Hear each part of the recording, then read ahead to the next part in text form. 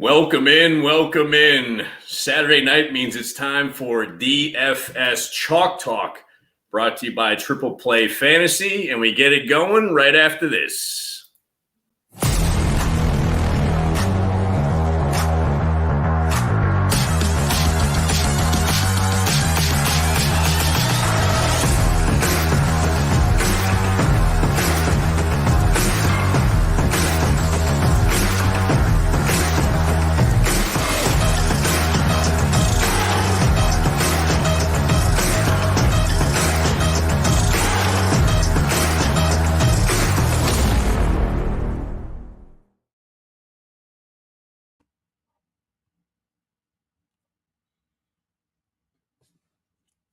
To get out of that kitchen and rattle those pots and pans. I am your host of DFS Chalk Talk, Jeff Mesha. Typically have my boys Mike and Joe here. Mike is busy. As we said before, he's moving to Nebraska, so he's still hauling stuff back and forth from Florida to Nebraska. But as always, I got Joseph. What's going on, man? Hey, brother. We are here. Happy Thanksgiving. We've already we've had 4 games so far. We got 10 in the main slate tomorrow. And shit's getting crazy. The games yesterday weren't overly good, and I had a feeling with Detroit. I'm so pissed at myself for betting the Lions yesterday, even just a regular money line, because I just felt that coming. And at this point, I'm not entertaining anymore. Detroit is nowhere near Dallas or Philly or San Francisco right now in the NFC as far as I'm concerned. So we can shut down those conversations right now. But crazy week last week, culminating with the Eagles-Chiefs on Monday night, which was as good as the game as we were all hoping it would be. The games this week haven't started off great, but we got some bangers tomorrow. I think we're going to have multiple close games, and they're relevant games. Steelers-Bengals, 2 winning teams, division rivals. Jacksonville, Houston, 7-3 and 6-4. When has a Jacksonville-Houston game been so relevant this late in the year? And, you do go down the list, Browns and Broncos are now all of a sudden a 7-3 and 5-5 game. You got to give Sean Payton a lot of credit there. We had his obituary written a few weeks ago. You got the Bills and the Eagles. Both of those teams have a crazy schedule. So every week we're going to be really interested in the Bill-Eagle games, which is always a lot of fantasy relevance too. And then even the Sunday night game, I got to say, I like it a lot. The Ravens and the Chargers. The Chargers don't know how to play not a close game, whether it's against a team that's better than them or worse than them. And Baltimore taking the cross-country trip, I feel like that's going to be a great game too. So I feel like we're headed for a nice week here. Should be interesting. I tell you, I don't recall the last time I was most excited for a Houston-Jacksonville game, but that has enormous ramifications. And those offensives have been interesting and fun to watch, especially in Houston, between C.J. Stroud and that riffraff. He's got a wide receiver that he's seemingly put together, and things are going phenomenally. And we'll kind of get into lineups and everything else as here on DFS Chalk Talk. We get into all things DFS. We talk about the main slate tomorrow on FanDuel and DraftKings. So I take over FanDuel. Mike usually does FanDuel too, and then Joe hits us with a DraftKings lineup. Usually we go with who we're paying up for, who might be high on the salary end but might be worth it in our eyes. And we look at bargain, who's a little bit lower salary, who you can fit in, and that way allows you to put in those higher salary guys. We all give our full lineups, and Joe and I are going to do a little bit of a twist this week. I'm going to read and go through Joe's lineup and give my thoughts on it, and Joe's going to read and go through my lineup and give his thoughts on mine. So we'll go ahead and start off with paying up for wise. Joe, who you got? Who are you paying up for this week? Yeah, I mean, to your earlier point, you brought the Houston-Jacksonville game up, and, anybody that knows me fantasy-wise, and I do okay, but, I'm going to interrupt myself right now. We got a question coming in from Dylan. Few start sits, all PPR, number one needs, upside, pick one flex. We got Hollywood Brown, Downs, Hunt, or Jay Cook. So real quick, one flex, this is an interesting one. And you've talked about how Kareem Hunt's been getting in the end zone for Cleveland, not much else. I think our Cook, we just don't know what to do with Cook in Buffalo from a running perspective. That hasn't changed. It's funny. I do believe that, Hollywood Brown and Kyler Murray have always had good chemistry since they've played together. They've been a little rusty together to start, even though Kyler has looked pretty good. As long as the reports are still that Downs is healthy and he shouldn't be limited, I actually think I like Downs there. Him and Pittman both have been really solid targets for Minshew out there in Indianapolis. And it's just hard to ignore. Downs has just gotten pretty consistent for a young guy out there. So I think out of this group, knowing that it's a full PPR, I'm going to go Downs here. What would you do, Jeff? It is a tough one, just because, especially in Cleveland, Hunt does get in the end zone, but they always give the yardage to Ford. Seemingly, we say it on the Blitz all the time. And by the way, the Blitz is on tomorrow morning, 11 a.m. Eastern. Join us. We'll answer all your questions similar to this. But the tie, as I always say, usually goes to the running back. In this case, full PPR is very difficult to get away from, and so, gosh, I do like Downs. But you're right. Kyler Murray's kind of hitting his stride. He only has one passing touchdown, but I think he started to kind of hit his stride. He's got a rushing touchdown in each of the first couple games he's been back. I'm actually leaning Hollywood Brown, just thinking that Kyler Murray's gonna get back on track as far as yardage and throwing touchdowns as well. So I don't know if that hurts or helps or it gives something to think about, but that's kind of where we're at, receiver wise, because it's a full PPR. I think that makes the biggest difference as far as that's concerned. Yeah, I would say so. Our final answer there is Dylan. I would go between Hollywood and Downs. I don't know which one you feel best about, but I think there's a good argument to be made for either of those guys. As far as the second option, DJM. What the hell am I? Why Donovan? What am I doing? I'm missing this one. Is that the quarterback for Cleveland?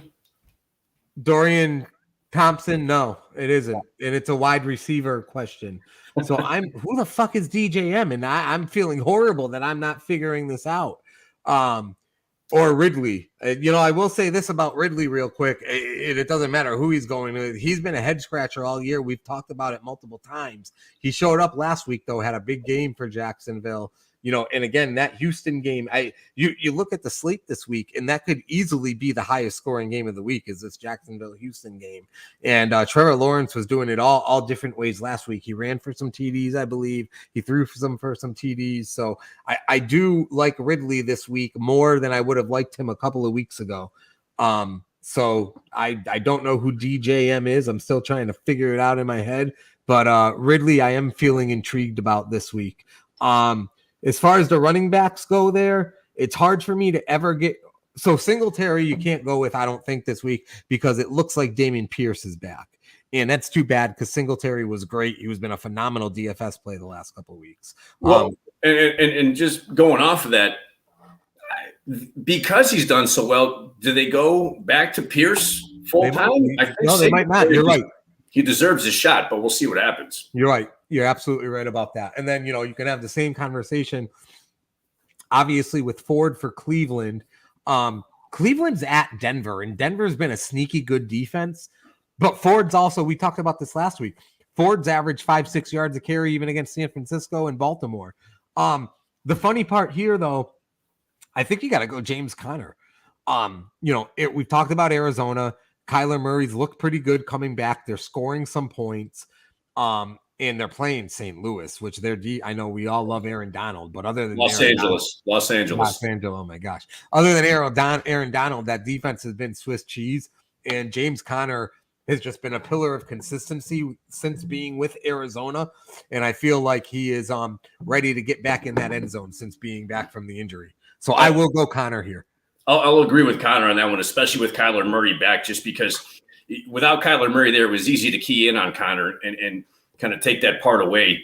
But you kind of have that not too sure that run play option, so to speak, where it could go to Conner, it could be Murray taking it. But I like Conner getting in the end zone a lot. He seemed to be doing that a lot when he had Murray there before. So in any case. So that being said, Dylan, I hope that helps. So please follow up and let us know who DJM is, and then we'll laugh at ourselves for missing somebody that's probably really effing obvious.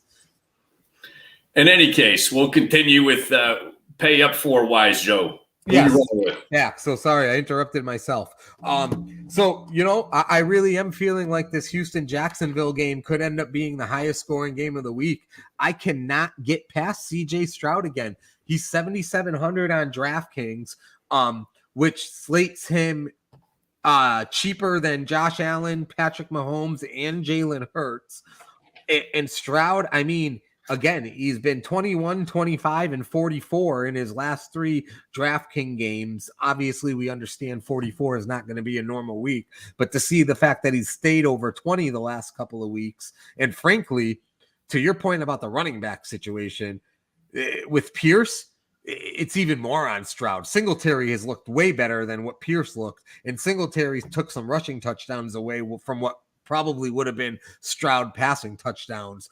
So I like him for that. And then the other one too, and I'll give you all the credit in the world for this, Jeff, because you hopped on this train a little early. You cannot ignore at this point, especially for the price that they are, because we talked about Stroud at 7,700. Tank Dell's only 6,900. Dell is 31, 18, and 32 his last 3 DraftKings games. In a good matchup, you just can't ignore Stroud and Dell anymore.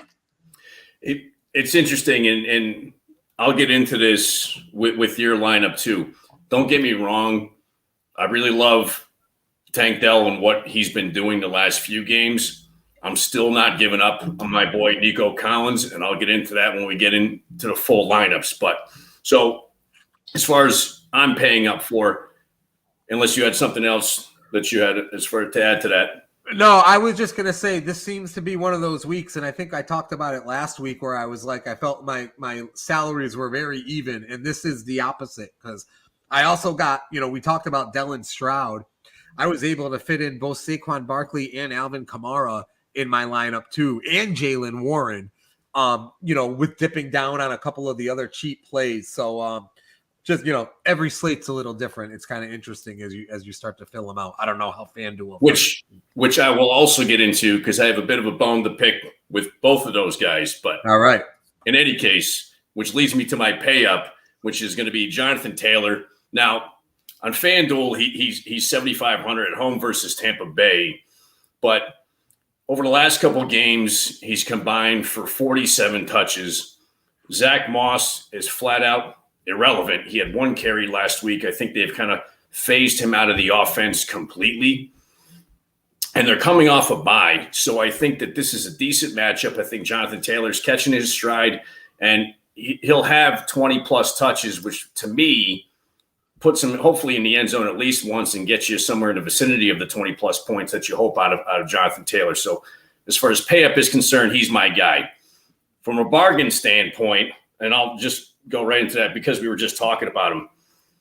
On FanDuel, I got Nico Collins at home versus Jacksonville. He's 6,900. Now, again, I don't think Tank Dell is a bad pick, but Nico Collins is $900 less on FanDuel than Tank Dell. And Nico had more targets last week. Now, Tank 11, Dell, right? Yes. And Tank had 10, don't get me wrong, and he did more with his receptions and got in the end zone. That doesn't necessarily mean that Stroud won't be going to Nico Collins anymore. And if you can get that similar reception yardage for $900 less, to me, that's a big deal. From another standpoint, bargain wise, I'm looking at, bear with me on this, Demario Douglas at the Giants. He's 6,100 now. Do I have any faith in the Patriots offense whatsoever? No, I do not.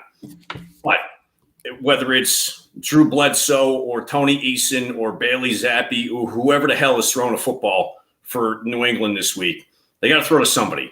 And over the last 4 games, Demario Douglas has 29 targets, so he seems to be kind of the guy who set himself apart, at least from a wide receiver standpoint. So hopefully, we always talk about this, he can get you maybe that 50, 60 yards and get in the end zone once, and that kind of pays for itself. And then that way it allows you to put those higher salary guys into your lineup. Bargain wise, who you got? Yeah, no, I like the Mario Douglas. I looked at him too. I think that's a good play. Bargain wise for me, we'll start at wide receiver. Love this play, playing him on both sites. Rashid Shaheed for New Orleans. So the bottom line with him is this: the guy's been pretty good for a number 3 wideout with them full strength. Michael Thomas is IR'd. He's out for the next 4 weeks. So Shaheed is slotting in at that number 2 behind only Olave now. And 1, 2, yeah, she's got 4 double-digit games this year. He's got 2 games over 20. He's a big play guy, and sorry, pause that real quick. But is Jameis Winston starting at QB this week? That's a good question. I think it's such an interesting question because it actually doesn't matter from a fantasy perspective, which is even more interesting. But it's a great question, and I don't know the answer. I think if he is, I like him even more because Jameis is such a gunslinger. Now, he'll throw interceptions, but he's going to get you the touchdowns and the yardage. But in any case, I'll let you continue on that one. Carr's playing. Oh, Carr's playing. Okay. Yep. It is Carr. But that's a great question, and I completely see your point there and agree with it. I mean, taking anybody from the Saints is scary because of the way they use Taysom Hill in the red zone. Right. But he's not good enough to play every week either. So they really are the Rubik's Cube of fantasy. But anyways, Shaheed's 4,300 on DraftKings. He's starting. He's going to play 60 snaps probably. I really like that. The guy's got huge big play potential. My other cheap plays, I would talk about. So tight end, I'm going with Cade Otton from Tampa Bay. He's kind of become Baker Mayfield's binky. He's got 17, and this is tight end, mind you, 17 targets and 12 receptions over the last 3 weeks. So 3,200 on DraftKings against the Indianapolis defense, which isn't very good. So that is my second cheap one. I'll say it just because it's the two of us. My third cheap salary is actually the Denver defense. I mean, this Denver season in general is already one of the most bizarre that we've witnessed in the NFL. Yeah. From going 0-3 and giving up 70 in week 3. Since then, they've played Minnesota, Buffalo, KC twice, and their defense hasn't given up. So the defense hasn't given up more than 28 since that 70-point game. Anyways, they just have won 3 shots. So this is crazy. Denver's last 4 games, they've beaten Green Bay, Kansas City, Buffalo, and Minnesota. Their defense is 3,200 home against the Cleveland team, starting Darian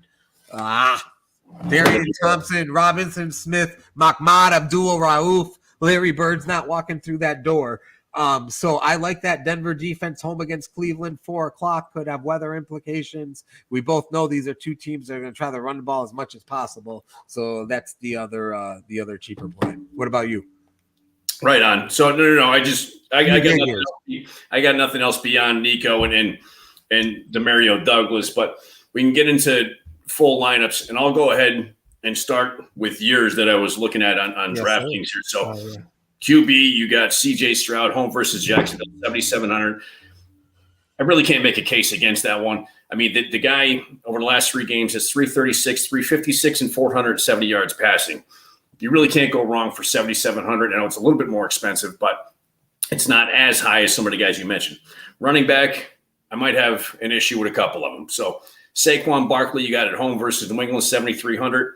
And then I'll switch right there to flex. You got Alvin Kamara at Atlanta, 8,400. Now, those are the 2 highest salary guys at a running back standpoint on DraftKings. I pause on Kamara just because he's 1,100 more than the next guy, which is Barkley at 7,300. Barkley, I'm pausing only because consistency-wise, the Giants' offense has not been all that great. I get it. Barkley's coming off a huge performance, but we always talk about that before, that just don't get caught in the pitfall of what the guy did the previous week.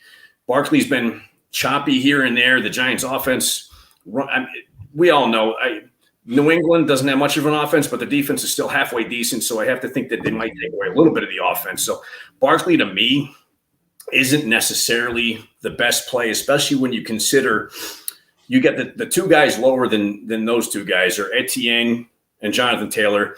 I made my case for Jonathan Taylor. Etienne, I think, is going to have a huge game versus Houston. So if you can save a little bit money, by playing Etienne and Jonathan Taylor as opposed to Kamara and Barkley that allows you maybe some wide receiver to upgrade a little bit at tight end, who actually that's my other one I got a little bit of a beef with. I'll skip the tight end. You got Cade Otton at Indianapolis, 3,200.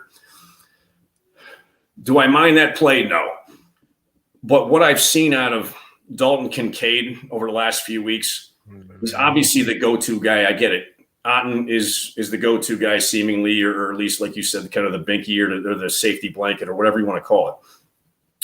But Dalton Kincaid is a special talent, and Josh Allen has been honing in on this guy. So to me, he's kind of worth the up pay if you can get a little bit of value at running back and then put that into a tight end, like I said, or a wide receiver. Speaking of that, wide receiver, you got Tank Dell at home versus Jacksonville, 6,900. I think he and Nico are going to have big games. We'll see what happens.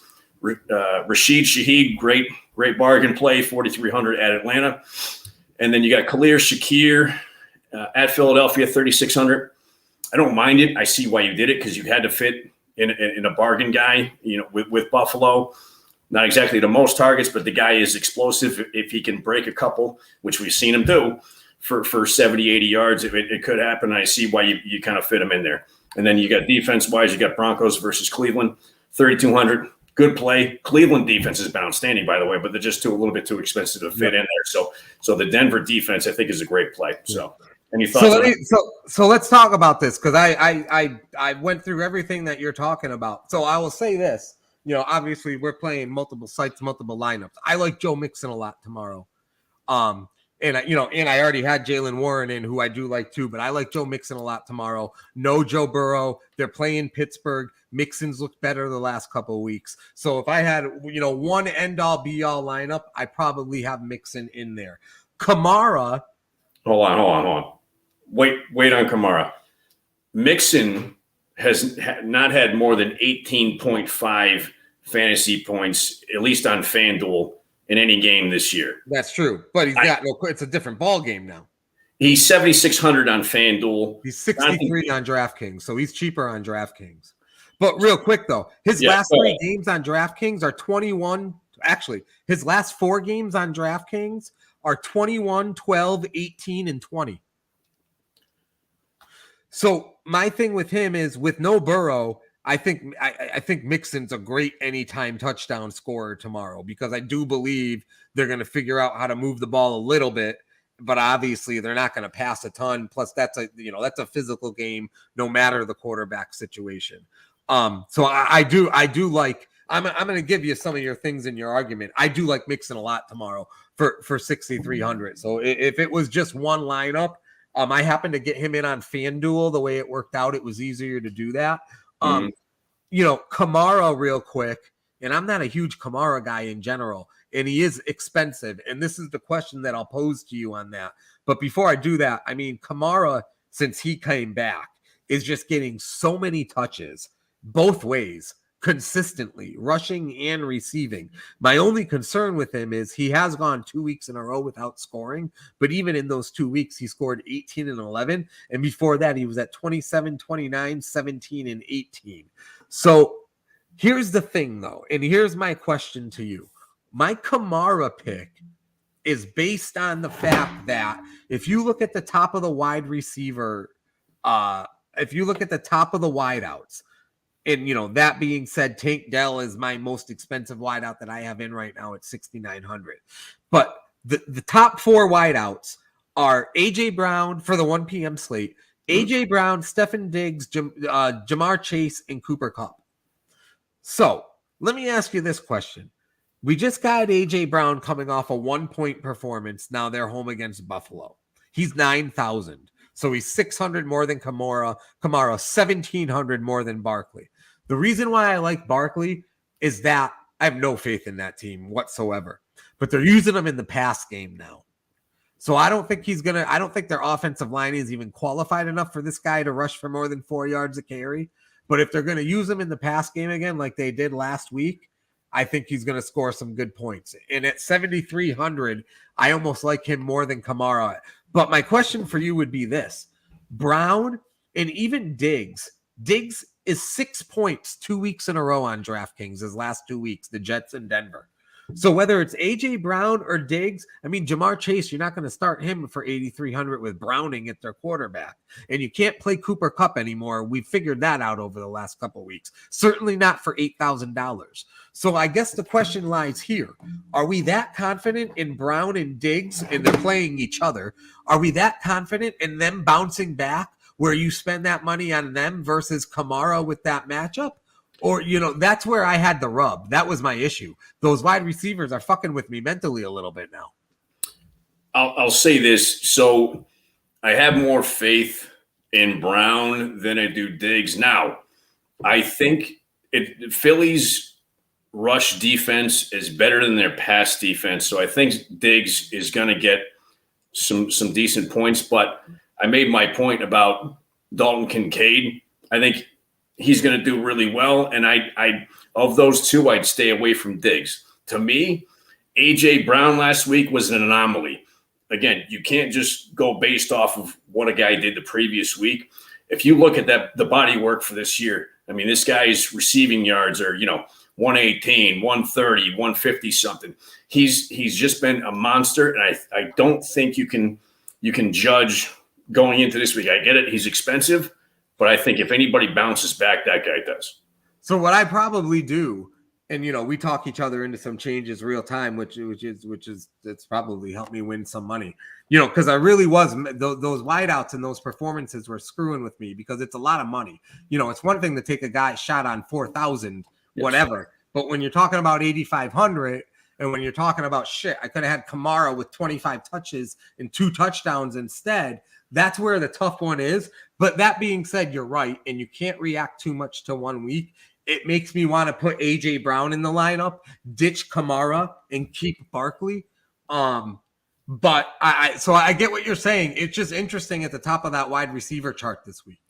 Yeah, I mean, if you did that, you'd have to rework some stuff. So something to think about. I'd have to save like $500 somewhere else. I love Kincaid too. He's 5,300 on DraftKings. I'm not sure what he is on FanDuel. That's a little steep for a tight end on DraftKings, but you're absolutely right. He's been great.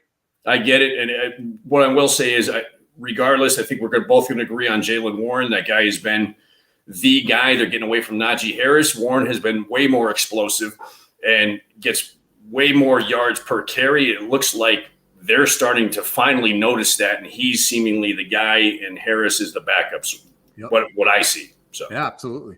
And you're still paying. Warren's only 5,400 on DraftKings, so you're not paying starting run. It's probably the last week if he has another good week. Right. But so get it again while it's really good value. Yeah, exactly. So I went through your lineup. You can go ahead and pick up mine. So now I gotta find yours now here. All right, let's see here. I had it up and then I lost it. We'll start with Kyler Murray and running back, and then Jonathan Taylor, and yes, sir. From there. All right, here we go. So, is it the one with Etienne and Elliott? I believe so. Kyler Murray, the quarterback. Yes. All right. So here we go. FanDuel, Jeffrey Allen Mesha, Kyler Murray, quarterback for. Oh, God, Jesus Christ. Can't see the salary, of course. 8,000. I believe. Check me on that. Yes, sir. So I'll tell you something right now. Looking at so there's another question. You look at that quarterback slate tomorrow, and you got they're there. Last week I was complaining there were no great quarterbacks in the 1 p.m. slate. Now you got Allen, Hurts, and Mahomes looking dead at you straight in the face. A little more expensive than Stroud, a lot more expensive than Kyler Murray. And I really went back and forth because I'm a guy who gravitates to Hurts and Allen quite a bit. But I had it narrowed down to Stroud or Kyler Murray. I think Kyler Murray, the way he's playing already, and I don't like Kyler Murray. I don't like Arizona. But this guy, it's going to be hard for him to get under 20 the way he's playing. And I think he's only going to get better passing. I think he's a little rusty. So the fact that he's already hit 20 these weeks, I think you're going to get the same thing out of him. So I like that for the price. Absolutely. And actually, as I'm looking at it, in this particular lineup, I didn't go with Jonathan Taylor, but I'm right. As we're talking, I'm going to work him back in. Anyways, I'll let you go from there. I got you. So we're looking at running backs, and we're looking at Travis Etienne to start. He's at, God damn my eyes, 8,600. I love Etienne. My issue is all of a sudden they went from using this guy like 20, 30 touches a game, to all of a sudden the last few weeks they've abandoned the run game a little bit, especially in the red zone. So this feels like, because as great and as exciting as Houston has become, it's not because of their defense, it's their offense. So it feels like this could be a get right game for him. I just need Jacksonville to give him the freaking opportunity, because I feel like they've gotten away from that a little bit. But up until the last couple of weeks, he was performing like a number one running back all year long. Right. Yeah. We talked about Ezekiel Elliott, 6,600 on FanDuel. At the Giants. He's 5,500 on FanDuel. Sorry, that might be a little blurry there. Yeah, my bad. 5,500 on FanDuel, which makes more sense. Double-digit carries last week, home again at the Giants this week. I mean, the Giants aren't stopping anybody. It's just a matter of if he gets the red zone. I would imagine you're looking for 10, 50 and a touchdown from him, which seems very realistic against the Giants. Open, yeah. Yes, sir. So we look at wide receiver, and we're going to start. And yeah, I see what you're saying. You're very kind of like middle of the road with this lineup from a salary perspective. We got Michael Pittman at 7,600. Yeah, and he's home against Tampa. And listen, Pittman's been great. It doesn't matter the quarterback. It's just the only thing with Pittman is we got to get him in the end zone. But you're literally looking at 6 to 10 catches a game for anywhere between like 80 and 120 yards, and it's pretty consistent. So certainly no complaints there. You also went with Shaheed from New Orleans. We know I like him. 5,800. I love the price, taking advantage of the injuries there. It only takes one from him to make that a good day. And then you got Adam Thielen, Carolina at Tennessee. Now, this is interesting to me. I remember coming on here like 3 or 4 weeks ago and putting Thielen in a lineup and saying it's really hard to ignore him right now because he's playing like a number one wideout, but you're paying a number two wideout price for him. Now, all of a sudden, in the last few weeks, he hasn't been as good. They're playing a Tennessee team that really stinks. So you would feel like, I guess with Thielen, if he doesn't do it this week, we're probably all getting off the Thielen train for the rest of this year. But he could easily rebound. And, even Bryce Young, I'm not as negative on him as the rest of, first of all, the guy's had no fucking time to throw. I mean, he's had less protection than a fucking ripped condom. So, you got to give him, you got to give this guy a chance a little bit. And I do expect, I just a gut feeling is he's going to come on a little bit as the season ends.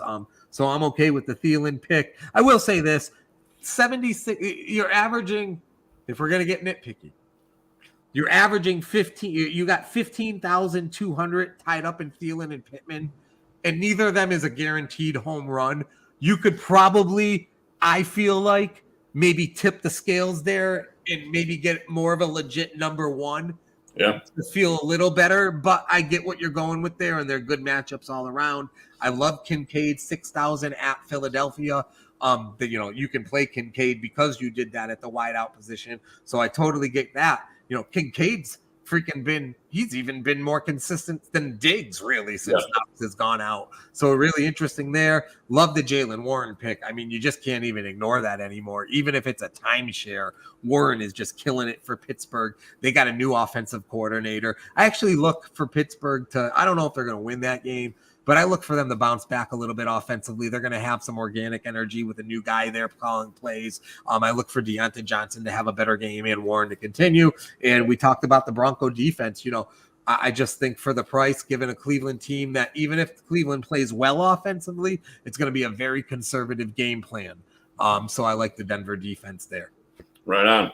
Well, that kind of rounds it out for this Saturday night. As usual, we are on tomorrow morning, 11 a.m. Eastern for the Blitz. So it'll be the Mation Joe show once again. Mike will be out again. He's moving, so he'll be back with us next week. But the two of us will be there to field your questions, and we'll see what happens. Hopefully you guys got some good ones. Feel free to jump in on that. So, and as always, until next week, we've got you covered.